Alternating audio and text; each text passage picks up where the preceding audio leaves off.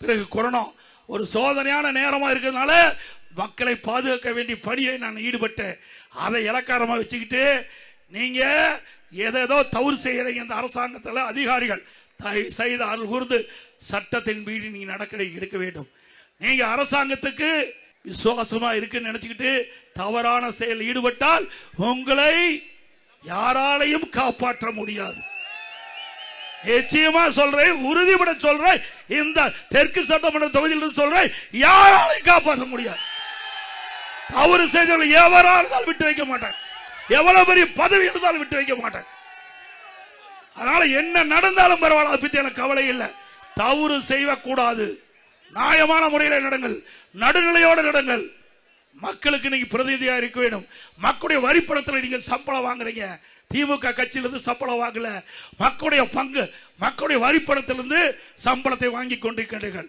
அந்த சம்பளத்தை வாங்குகின்ற அதிகாரிகள் சரியான முறையில் மக்களுக்கு உதவி செய்ய வேண்டும், நடுநிலையோடு நடக்க வேண்டும். இது ஒரு இந்திய நாடு, மிகப்பெரிய ஜனநாயக நாடு. இந்த ஜனநாயக நாட்டில் ஜனநாயக முறைப்படி நடந்துக்குங்க.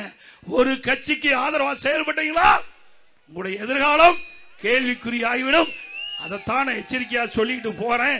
இதுவரைக்கும் நான் எந்த இடத்துலையும் இப்படி பேசல, இந்த இடத்துல தான் நான் பேசியிருக்கிறேன். எங்க இருக்கிற வேட்பாளர் வந்திருக்கிறார், தெற்கு சட்டமன்ற தொகுதியில் திமுக சார்பால போட்டிடுறாருல, வீராதி வீரன் சூராதி சூரன் பேசுறாருல.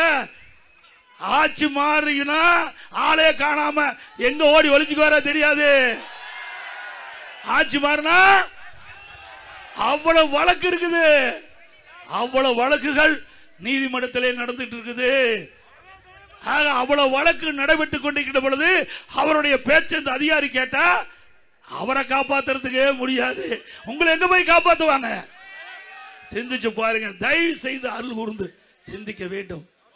அதே போல மக்களும் சிந்திக்க வேண்டும். நீங்க சாதாரணமா நினைச்சிடாதீங்க. நீங்க எவ்வளவு ஆசை காட்டுவாங்க, கவர்ச்சிகரமா பேசுவாங்க. தேர்தல் விதிமுறைப்படி நான் எதுவும் பேசக்கூடாது. நீங்க உங்களுக்கு எல்லாம் என்னென்ன செய்வாங்க உங்களுக்கு தெரியும்.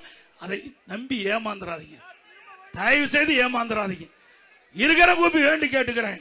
அற்புதமான வேட்பாளர் தெற்கு தொகுதி என்னுடைய அருமை நண்பர் அர்ஜுனன் அவர்கள் உங்களுக்காக பாடுபடக்கூடியவர்.